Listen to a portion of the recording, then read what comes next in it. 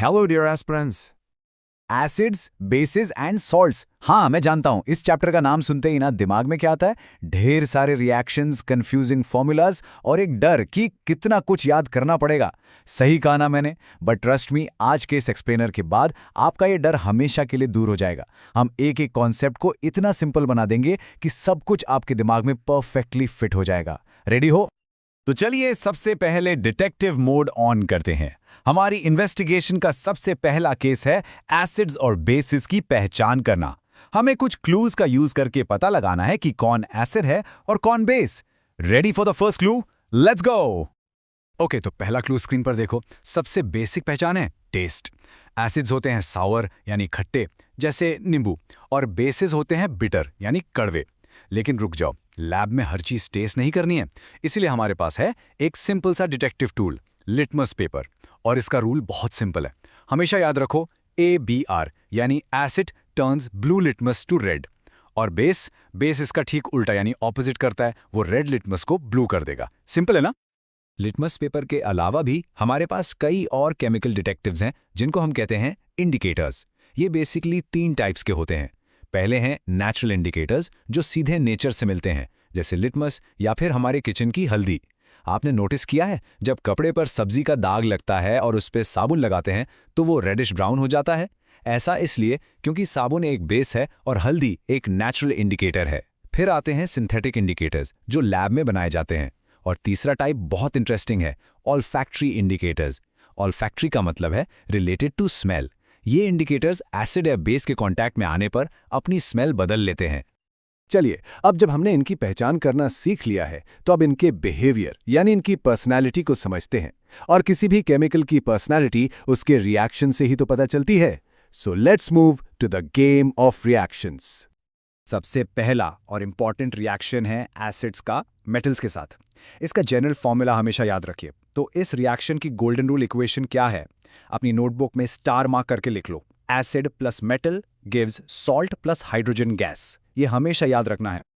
Next देखते हैं कि जब एसिड मेटल कार्बोनेट्स या मेटल हाइड्रोजन कार्बोनेट से मिलता है तो क्या होता है। रिजल्ट ऑलमोस्ट सेम है, हमेशा 3 प्रोडक्ट्स बनेंगे, सॉल्ट, वाटर और इस बार हाइड्रोजन की जगह कार्बन डाइऑक्साइड गैस निकलेगी। और ये जो CO2 गैस निकलती है ना, इसका एक फेमस टेस्ट है। जब इसे लाइम वाटर से पास करते हैं तो वो मिल्की हो जाता है। ये पॉइंट याद रखिएगा। ओके, अब सब लोग यहाँ थोड़ा एक्स्ट्रा ध्यान देना। हम अब इस चैप्टर की सबसे इंपॉर्टेंट, सबसे फंडामेंटल रिएक्शन पर आ गए हैं। अगर आपने इसको अच्छे से समझ लिया तो समझो आधा चैप्टर आपकी मुट्ठी में है। और इस रिएक्शन का नाम है न्यूट्रलाइजेशन। न्यूट्रलाइजेशन रिएक्शन का मतलब है जब एक एसिड और एक बेस आपस में रिएक्ट करते हैं। सोचो जरा, एक एसिड है, एक बेस है, दोनों एक दूसरे के ऑपोजिट हैं। जब ये मिलते हैं तो एक दूसरे के इफेक्ट को कैंसिल कर देते हैं या न्यूट्रलाइज कर देते हैं। और प्रोडक्ट में क्या बनता है? एक न्यूट्रल सब्सटेंस, सॉल्ट, और साथ में water. This equation, acid plus base gives salt plus water, is the heart of this chapter. इससे न्यूट्रलाइजेशन से जुड़ा एक और इंटरेस्टिंग कॉन्सेप्ट है। देखो, सिर्फ एसिड्स और बेसिस ही नहीं, उनके ऑक्साइड्स का भी अपना नेचर होता है। और यहां एक सिंपल रूल चलता है, ऑपोजिट्स अट्रैक्ट। याद रखो, मेटालिक ऑक्साइड्स बेसिक होते हैं। क्योंकि वो बेसिक हैं, इसलिए वो किससे रिएक्ट करेंगे? सही सोचा, एसिड से। और नॉन मेटालिक ऑक्साइड्स जैसे CO2 एसिडिक होते हैं, इसलिए वो रिएक्ट करते हैं बेसिस से। सिंपल। अब तक हमने इनकी पहचान और रिएक्शंस को समझा, लेकिन कौन सा एसिड कितना स्ट्रांग है या कौन सा बेस कितना वीक है, इनकी ताकत को कैसे नापे? तो अब पेन पेपर रेडी कर लो, क्योंकि इस चैप्टर का सबसे क्रिटिकल पार्ट अब शुरू हो रहा है। नोट जरूर बनाना। किसी भी एसिड या बेस की असली प्रॉपर्टी पानी में ही दिखती है। स्क्रीन पे देखिए, जब किसी एसिड को पानी में डिसॉल्व करते हैं तो वो हाइड्रोजन आयॉन्स यानी H+ आयॉन्स रिलीज करता है। और यही H+ आयॉन्स उसकी सारी एसिडिक प्रॉपर्टीज के लिए रिस्पॉन्सिबल हैं। सिमिलरली, जब किसी बेस को पानी में डिसॉल्व करते हैं तो वो हाइड्रोक्साइड आयॉन्स यानी OH- आयॉन्स रिलीज करता है। So the crucial point is no water, no ions, no acidic और बेसिक प्रॉपर्टीज। तो इन H+ आयन्स की कॉन्सेंट्रेशन को मेजर करने के लिए हमारे पास एक स्केल है जिसे कहते हैं pH स्केल। इस स्केल का सेंटर पॉइंट या एंकर पॉइंट है 7। pH 7 का मतलब है परफेक्टली न्यूट्रल, ना एसिडिक ना बेसिक, जैसे कि प्योर वाटर। और ये है हमारा कंप्लीट pH स्केल। देखो बच्चों, मैं चाहूंगा कि आप यहाँ वीडियो को पॉज करें और इस चार्ट को अपनी नोटबुक में जरूर बना लें, क्योंकि ये एक्सट्रीमली इंपॉर्टेंट है। आगे के सारे कॉन्सेप्ट इसके ऊपर बेस्ड हैं। ओके, अब देखो, रूल बहुत सिंपल है। 7 से जितना नीचे जाओगे एसिडिटी उतनी बढ़ेगी, और 7 से जितना ऊपर जाओगे बेसिक नेचर उतना बढ़ता जाएगा। चलो अब एक बहुत कॉमन कंफ्यूजन दूर करते हैं। स्ट्रॉन्ग और वीक एसिड या बेस में क्या फर्क है? देखो, आयोनाइज होने का मतलब है अपने आयंस में टूट जाना। स्ट्रॉन्ग एसिड्स जैसे HCl पानी में जाते ही 100% आयोनाइज हो जाते हैं, मतलब उनके सारे के सारे मॉलिक्यूल्स H+ आयंस में टूट जाते हैं। ढेर सारे H+ आयंस, इसीलिए वो स्ट्रॉन्ग है। जबकि वीक एसिड्स जैसे एसिटिक एसिड बेचारे थोड़े शर्मीले हैं, वो पार्शियली आयोनाइज होते हैं, मतलब कुछ ही मॉलिक्यूल्स H+ आयंस देते हैं, इसीलिए वो वीक हैं। सेम लॉजिक बेसिस के लिए भी अप्लाई होता है। चलिए अब इस कॉन्सेप्ट को थोड़ा रिलेटेबल बनाते हैं। ये पीएच सिर्फ केमिस्ट्री लैब की चीज नहीं है, ये हमारी डेली लाइफ में हर जगह है। Let's see how. स्क्रीन पे जो इन्फोग्राफिक आप देख रहे हो उसको ध्यान से ऑब्जर्व करिए। हमारी बॉडी एक बहुत ही नैरो पीएच रेंज 7.0 से 7.8 के बीच में काम करती है। हमारे स्टमक में डाइजेशन के लिए स्ट्रॉन्ग एसिड होता है। कभी कभी जब ये एसिड ज़्यादा हो जाता है तो हम कहते हैं एसिडिटी हो गई। उसको ठीक करने के लिए हम एंटासिड लेते हैं, जो कि एक माइल्ड बेस होता है। एसिड प्लस बेस हो गया ना न्यूट्रलाइजेशन। हमारे मुंह का पीएच जब 5.5 से नीचे चला जाता है तो टूथ डिके शुरू हो जाता है, और मधुमक्खी जब काटती है तो एसिडिक लिक्विड इंजेक्ट करती है। इसीलिए उस पर बेकिंग सोडा जैसा बेस लगाने से आराम मिलता है। देखा, केमिस्ट्री इज एवरीवेयर। हमने न्यूट्रलाइजेशन रिएक्शन में देखा था कि एसिड और बेस मिलकर सॉल्ट बनाते हैं। तो चलिए अब इन सॉल्ट्स की दुनिया को एक्सप्लोर करते हैं।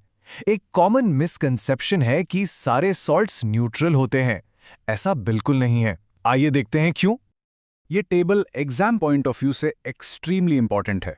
इसको समझिए, रट्टा नहीं मारना है। एक सॉल्ट का नेचर उसके पेरेंट्स पर डिपेंड करता है, यानी वो किस एसिड और किस बेस से बना है। अगर पेरेंट एसिड भी स्ट्रांग है और बेस भी स्ट्रांग है तो दोनों एक दूसरे को परफेक्टली कैंसिल कर देंगे और बनेगा न्यूट्रल सॉल्ट, जिसका pH 7 होगा। लेकिन अगर एसिड स्ट्रांग है पर बेस वीक है तो एसिड जीत जाएगा और बनेगा एसिडिक सॉल्ट, जिसका pH 7 से कम होगा। और इसका उल्टा, अगर बेस स्ट्रांग है और एसिड वीक है तो बेस जीत जाएगा और बनेगा बेसिक सॉल्ट, जिसका pH 7 से ज्यादा होगा। सिंपल लॉजिक है।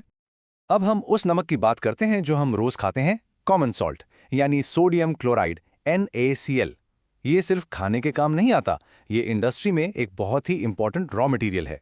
आइए कॉमन सॉल्ट की फैमिली से मिलते हैं। स्क्रीन पर देखिए, ये है कॉमन सॉल्ट की अमेजिंग फैमिली। पहला मेंबर है ब्लीचिंग पाउडर। इसका सबसे इंपॉर्टेंट काम है पानी को साफ करना, इसीलिए स्विमिंग पूल्स में इसकी एक डिस्टिंक्ट स्मेल आती है। नेक्स्ट हमारा प्यारा बेकिंग सोडा।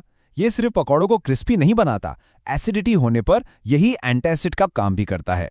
फिर है वॉशिंग सोडा। इसके नाम में ही इसका काम है, बट इसका एक सुपर पावर है, ये पानी की परमानेंट हार्डनेस को भी हटा सकता है। और आखिर में सोडियम हाइड्रोक्साइड, जिसे कॉस्टिक सोडा भी कहते हैं, ये सोप्स और डिटर्जेंट्स का एक मेन इंग्रेडिएंट है। इनके फॉर्मूला और एटलीस्ट एक यूज जरूर याद कर लेना। एक और छोटा सा कॉन्सेप्ट है, वाटर ऑफ क्रिस्टलाइजेशन। कुछ सॉल्ट्स के क्रिस्टल्स जब बनते हैं तो उनके स्ट्रक्चर में कुछ वाटर मॉलिक्यूल्स फिक्स हो जाते हैं। और पता है, इन्हीं 5 पानी के मॉलिक्यूल्स की वजह से कॉपर सल्फेट के क्रिस्टल्स का कलर इतना ब्यूटीफुल ब्लू होता है।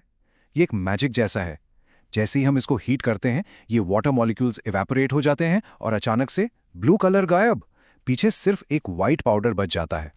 अब आते हैं प्लास्टर ऑफ पेरिस या POP की स्टोरी पर। स्टेप बाय स्टेप समझते हैं। हम स्टार्ट करते हैं जिप्सम से, जिसके पास 2 वाटर ऑफ क्रिस्टलाइजेशन मॉलिक्यूल्स होते हैं। जब हम इसे बहुत केयरफुली 373 केल्विन यानी ठीक 100 डिग्री सेल्सियस पर हीट करते हैं तो ये अपने 1.5 वाटर मॉलिक्यूल्स खो लेता है, और जो बचता है वो है प्लास्टर ऑफ पेरिस। और इसकी खासियत क्या है? जब इस पाउडर में वापस पानी मिलाते हैं तो ये फिर से सेट होकर हार्ड जिप्सम बन जाता है। इसी प्रॉपर्टी की वजह से इसे फ्रैक्चर्ड बोन्स को सपोर्ट करने के लिए यूज किया जाता है। तो चलिए एक बार क्विकली सारे कॉन्सेप्ट्स रिवाइज करते हैं। Remember, conceptual clarity is the key to cracking any exam. सबसे पहले हमने एसिड्स और बेसिस को आइडेंटिफाई करना सीखा इंडिकेटर्स की हेल्प से। फिर हमने उनके रिएक्शंस देखे, जिसमें सबसे इंपॉर्टेंट थी हमारी golden equation, acid plus base gives salt plus water. उसके बाद हमने इनके स्ट्रेंथ को नापना सीखा पीएच स्केल से। याद है ना, 7 न्यूट्रल, 7 से कम एसिडिक और 7 से ज्यादा बेसिक। हमने सॉल्ट्स की फैमिली को समझा कि उनका नेचर उनके पेरेंट्स पर डिपेंड करता है, और आखिर में हमने कॉमन सॉल्ट से बनने वाले इंपॉर्टेंट केमिकल्स और पीओपी की स्टोरी को कवर किया। मुझे उम्मीद है कि अब इस चैप्टर का हर कॉन्सेप्ट आपके लिए क्रिस्टल क्लियर हो गया होगा। देखिए, कंसिस्टेंसी इज द की। रोज थोड़ा थोड़ा पढ़िए और कॉन्सेप्ट्स को ऐसे ही समझकर आगे बढ़िए। कोई भी एग्जाम मुश्किल नहीं लगेगा। अपने ऊपर विश्वास रखिए और मेहनत करते रहिए। If you find this video helpful, do like, share and subscribe.